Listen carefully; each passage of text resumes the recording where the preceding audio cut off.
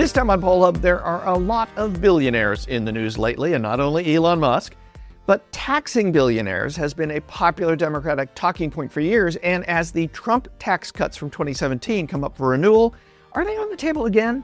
Then, you may never have heard of the Mandela Effect, but you'll know exactly what it is when we tell you.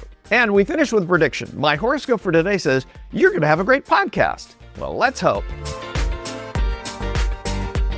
And hi, everybody. Welcome to Poll Hub. I'm JD Dapper. I'm Barbara Carvalho. I'm Mary Griffith.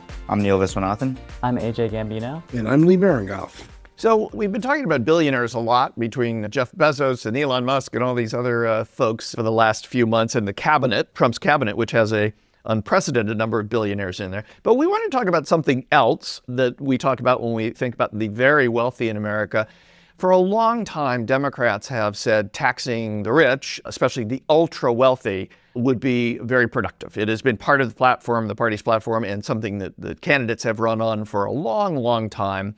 Trump's tax cuts from 2017, that was the last time that there was a major tax bill that passed in the U.S. They are fairly rare. They don't come around every couple of years. It's usually every couple of decades. And that one lowered the taxes on the wealthy and lowered the taxes on the rest of us as well, at least in principle. That's what they said they were doing. They're up for renewal now, and so there's a lot of discussion about how do you square the circle of raising money and not sending the country further into debt, which is also a big issue. So a couple of pieces of data, and then let's talk about this. Majority of Americans support raising taxes on large businesses and corporations, for instance. So we talk about corporate tax. According to Pew last month, 63% of Americans believe taxes on these types of things, businesses and corporations, should be raised. And it's pretty consistent along income lines. 64% of upper income Americans, 63% of middle income Americans, and 62% of lower income Americans. So pretty much everybody in that group, right? It's in the about 2/3 believe that corporations should be taxed more. But there is a big partisan difference. 81% of Democrats support this idea, but just 43% of Republicans. And then the other number is on people, rich people.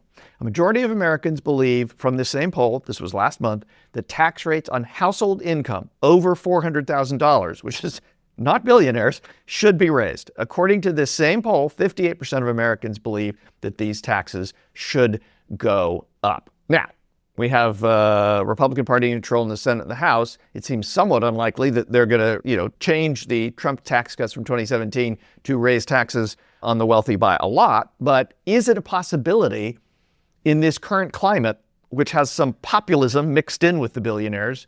Lee, is it a possibility that this could actually be something that could get some bipartisan support? I would say very remotely, because we know that Republicans are very strong at stepping in line, falling in line. And I think that what we're going to see is that the Republicans are going to be very much, for the most part, right where Donald Trump wants them on this issue, which he's going to put a lot of political capital behind. Doesn't mean he gets them all. The whole issue of the politics of taxing is an interesting one, because whenever the Democrats say the income disparity is too wide, and, the Bernie Sanders argument that, the three people standing behind Donald Trump at the inauguration offset 170 million Americans in terms of their income or wealth. So, there is income disparity, and no one disputes that, and it creates all kinds of things like the popular sentiment. However, when we get to the actual, dotting the I's and crossing the T's, it seems that the tax cuts have for a long time benefited the wealthy. And, the theory called supply side economics or trickle down. There were all these phrases back from the Reagan years. They seem to don't materialize when it comes to looking at the disparity in wealth. So the tax cuts seem to continue in the direction they have been, and that can obviously be very hard on the deficit and ultimately adding to the debt, which is another problem which people are upset about, but this doesn't seem to address. Well, also, I think that what happens is we end up focusing on what seems to be a really easy issue. Should we increase taxes, which is not popular in most circumstances. But it really is a discussion about what government should or should not be doing. And I think right now we are in the midst of an administration and a Republican Party that is putting an extraordinarily large amount of effort into reducing and limiting what government does. Most Americans don't really think about what government does until government is not doing it. And I think many people are experiencing that change now. But I just want to underscore that this is really, although I think many people think of it as being haphazard, I think it is a very real strategy about privatizing many of the functions that government has traditionally, and when I say traditionally, I mean over the last 100 years, has taken on. When people talk about the fact that President Trump has a very long memory, well, so did Ronald Reagan. And Ronald Reagan, remember, is making, a lot of money hand over fist in the movies, during the 40s and 50s. And at that time, the marginal income tax rate actually peaked during World War II at 94%. So just think about that. He's now in a very high income level, and he's not taking home all that much money because of obviously the transition that the economy and the war placed on the country. But remember, that is still something that is, part of our psyche. But we are seeing a very real transition here from government to privatizing it. Yes, it's likely to increase the deficit, but I think the Republican answer is that in the long term, that those functions will be picked up at local levels and at the state levels and by individuals.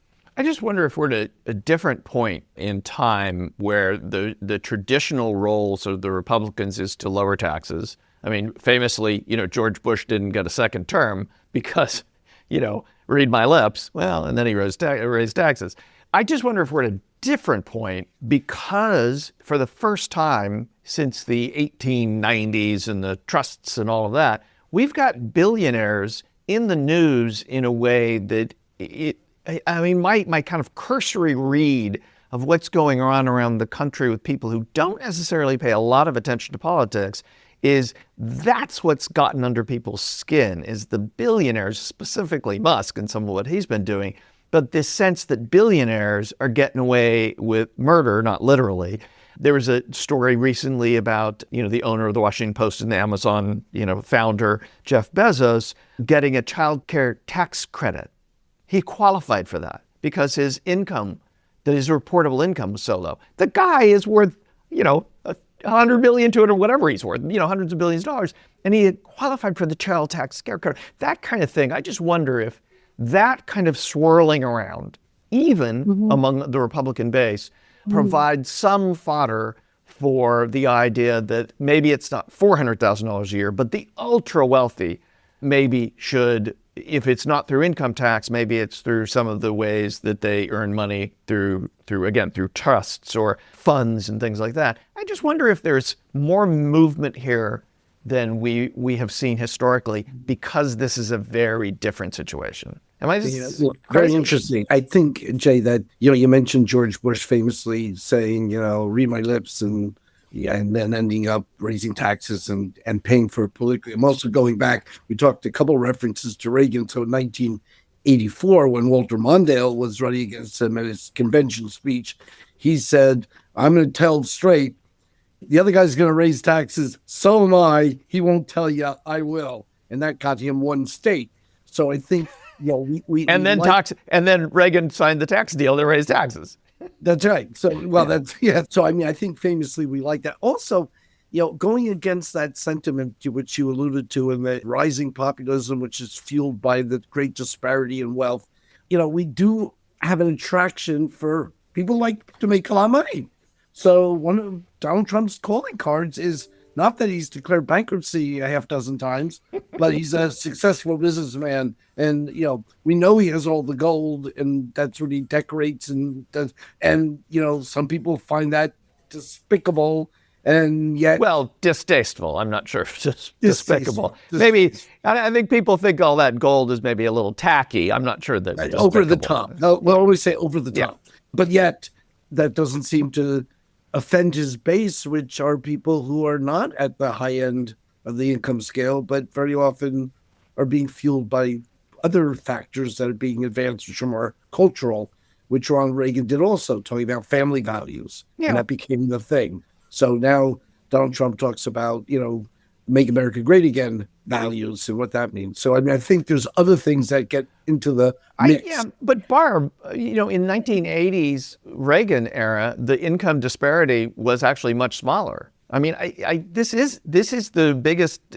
The billionaires that exist now are the richest compared to the rest of us since the 1880s and 1890s, and that's when things changed, right? Absolutely, absolutely. And I was going to, I'm glad you brought that up because it is, people often, point to, well, is this similar to the 30s or the 40s or the 50s and talking the 1900s? But no, I think this is much more closely matched to, the turn of the century, a century ago. And perhaps, some of the expansion that we saw in the economy through the first part of the previous century in the teens and in the 20s. In fact, we even had a pandemic to bring that comparison home. But we have a very different, I think, cultural value in the U.S. that you don't see in other Western countries, which is that there is an identification with those people who make a lot of money. And so I think when we're talking about taxes, when we're talking about how much people should put into the community of taking care of the country, and however you define that, whether that's in terms of our military, our healthcare system, our infrastructure, our educational structure, I think that's a different discussion here in the United States than it is in many other countries. The so-called robber barons of an earlier era also ended up with providing contributions and charitable things that, sort of took some of the bite off the fact that they'd gotten wealthy. The Musk Family Foundation is not well known. I don't even know if it exists. Well, but the thing is, I mean, also when, we're looking at President Trump's message, it is more of a populist message, but the policies, are not in that direction. So whether that dissonance and that disconnect does cause what you're discussing, Jay, as, perhaps an awakening or an opportunity for the Democrats, I think really remains to be seen. Let's take a turn now to a phenomenon known as the Mandela Effect. Many people, when thinking about the death of President Mandela, misremember him as dying during the 1980s while still in prison. So President Mandela died in 2013 at age 95, more than 2 decades after he was released from prison. This phenomenon of misremembering has been labeled the Mandela Effect, a term coined by paranormal researcher Fiona Broom in 2009. Now, this misremembrance is not just isolated to President Mandela. In fact, we're going to talk about some sort of fun instances that this applies to a bit later on. But first, let's take a look at some of the numbers. So from a YouGov survey released in September of 2022, very few Americans believe in the original Mandela Effect. Now, with only 13% of Americans believing that Mandela died in prison in the 1980s. However, this survey did come after his death, and so public knowledge was refreshed by his death. 53%, a slim majority of Americans say that they have heard of the Mandela Effect. And 40% of Americans say that they've shared a memory with others that many people remember differently or say is false. Now, you can just ask my children about that, and I think we could all relate to misremembering an incident in some way, shape, or form. But I want to bring in Neil Viswanathan, our student producer, who came up with this idea for this segment today. Neil, talk to us about why the Mandela Effect occurs. Yeah, so researchers at the University of Chicago in June 2022 did a study on false visual memories, things that make up the Mandela Effect, and they showed subjects original images and images including common false misremembrances. And they tried to pinpoint exactly why people misremembered. However, they were unable to pinpoint exactly a single reason why the Mandela Effect occurs. But they were, however, able to rule out many common theories. These theories include the idea that people are not simply looking where the differences are on the images, like they're distracted by a different part of the image, and thus they misremember the more insignificant parts of the images. They were also able to rule out the universal schema theory as the main theory, which is the notion that we entirely fill in misinformation based on our associations. The schema theory is likely partially to blame for the Mandela effect, however. UChicago found exceptions, including the Fruit of the Loom logo. The Fruit of the Loom logo does not have a cornucopia. However, many people misremember the logo as having a cornucopia, even though baskets are more commonly associated with fruit than cornucopias, and thus this rules out the common association theory. There are, however, also many folk theories which don't have as much scientific weight, but they are kind of running rampant online. One of those is the multiverse theory, that there are infinitely many universes and people remember slightly different traits from an alternate universe, and things are slipping through the universes and thus confusing us. Or another folk theory is that the Large Hadron Collider, a particle accelerator in Switzerland, is causing rifts in memory due to particle collision altering reality. However, I must note that, like I said before, these theories do not have nearly as much scientific basis as the other two. Well, Neil, I want to bring it back to this universe. And one of the areas in which this applies is the realm of politics, and how false information or, misinformation that's being spread plays into people's decisions. And Barbara, I wanted to bring you into the conversation here. What do you think about that, how the Mandela effect relates to political perceptions and political opinion? Well, one of the things I'd like to just point out is, and to just clarify, is that misinformation is different from disinformation. Misinformation is this misremembering, or the dissemination of information that isn't correct, but you do think it's correct. And so there's no real harm. I mean, there may be issues, but there was no intention of harm, I should say. And disinformation is when someone or some entity or individual or group actually knows that the information is incorrect, and they continue to disseminate it, to support it, and to make sure that people are convinced of that disinformation for some kind of, issue, or, having some kind of motive to have them act or behave in a certain way. So what we are really talking about is this issue of misremembering, not so much of misinformation, because it's not that people are intending to spread it, but they are giving you an honest answer. And in surveys, in a sense, we kind of deal with this all the time, in the sense of people trying to remember something they've done in the past, or trying to describe something that has happened or they expect to happen, and either kind of filling in the blanks, which, as you point out, Neil, is perhaps only a small portion of what people are trying to do. But this, what we call in survey research, is their subjective answer.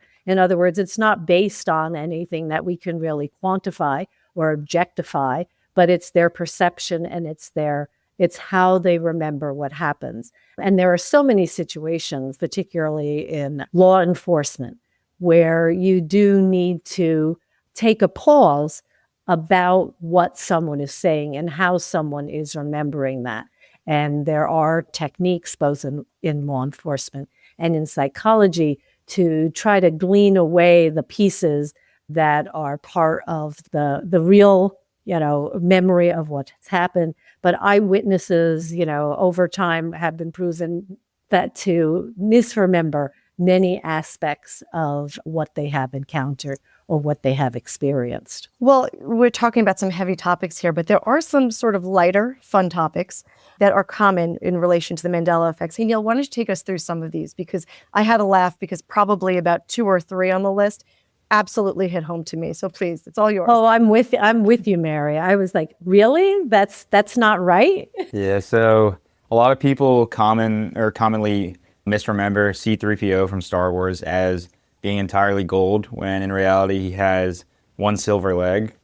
The common children's book series, the Berenstain Bears, a lot of people think it's the Berenstein Bears with an E, and say it's the Berenstain Bears with an I. And that for me was the one that kind of like got me into looking at this, because I read those books a lot growing up, and I always thought it was Berenstein. Neil, it's funny because I had the same misperception as well. And my mom, who was a first grade teacher, would always say the Berenstain Bears. I'm like, what is she talking about? She doesn't know what she's saying. And now she's right. I have to apologize. Another Star Wars one, a lot of people misremember Darth Vader as saying, Luke, I am your father, but in reality he says, no, I am your father. sticking with movies, in Snow White, a lot of people think that the famous phrase is mirror, mirror on the wall. In reality, it's magic mirror on the wall. Oh, that was mine. That was totally mine. I would have never even come close to coming up with magic mirror on the wall. For me, it was always mirror, mirror. Yeah, I completely thought that too. And then Jif peanut butter, a lot of people call it Jiffy peanut butter. Totally. But it's affectionate, right? If Yeah. if you put a like a Y at the nickname. end of something, it's kind of a great nickname. Yeah. And then lastly, Oscar Mayer, it's like sausage company and breakfast, like bacon company, is actually Oscar Mayer with an A. And that one I entirely did not know. I always thought it was just Oscar Mayer. Well, Neil, we're not alone. And when we take a look at some of the numbers from the YouGov survey from September 2022, 62% of Americans believe that Darth Vader said, "Luke, I am your father." 61% of Americans remembered the children's book series, The Berenstain Bears, as the Berenstain Bears. So that should make us feel a little bit better. But here's a fun one, that 58% of Americans falsely believe that the Monopoly man wears a monocle. I did always think of that. I do know that when I look at the Monopoly box that my boys have in their room, I do think that there is a monocle. So, I don't know what that's about. Yeah, and I don't know where that came about either, because I certainly, that's how I remember it as well. And I don't know if some of these have to do with advertising and commercials and perhaps how they have been advertised. But I could have sworn that the jingle was Oscar Mayer. Well, we've turned a very heady topic into a lighter one. So why don't we continue that trend and bring Lee in for the fun fact this week? I have an easy segue into the topic this week, because what I'm going to do is add a couple to the topic you guys were just talking about. And that is Cracker Jacks are actually Cracker Jack. Yep. And in the most famous line that wasn't uttered in Casablanca is "Play it again, Sam," which never was said, despite it having gotten great acclaim, and probably is the one thing people think of all the things that was actually said there. But we moved to a slightly different topic on the fun fact. That was a lot of fun. Incidentally, I enjoyed you guys going through that. Here we go with an Ipsos survey from October 21. Have you personally, as an adult or as a child, ever read your horoscope that accurately predicted your day, your week, your coming month? And 21% say sure, and 68% say no. And I will say, for a while, briefly in my time, I used to check my horoscope out, but I found them to be so general, like the sun will shine, you should put sunglasses on. Or when the sun goes down, you're probably going to think about going to sleep. Anyway, you guys check horoscopes, and do you find any credence to any of it? Anybody? Well, I'm old enough to have had a hard copy newspaper in my youth. Yes. And that was one of the favorite things, right next to the comics, I think, that I used to make sure that I read once, I got past the headlines above the fold. And I don't know that I ever thought that my life was kind of predicted by that. So I probably would have answered no. But I did find that it was fun. And if it was something that was, really light and positive, and it did put me in a good mood. So it certainly had an effect on my outlook for the day or the week. It was entertainment. Exactly, Jay. Mary, but not custom made. I mean, you got to think this is just a generic, all you Tauruses, this is it for you today. Yeah, no, I didn't really put too much credence in it. I was probably, as a teenager, I certainly checked my horoscope. And like Barb said, like if you had a positive horoscope, you're like, oh, you put me in a better mood to face the day. If it did match up, I thought that was pretty cool, but I never really thought that it was predictive. One thing I do think is interesting is that my sign is reflective of my personality. I always thought that was kind of neat and kind of cool. What aspect of your personality is attributable to your sign? Just creativity, and that, I'm a water sign. And so, yes, I'm a bit of a dreamer and can be a little emotional at times and sensitive, but, never really put too much credence into it. I just thought it was kind of fun and interesting. Well, there Jay, you what go. do you do? Some truth there.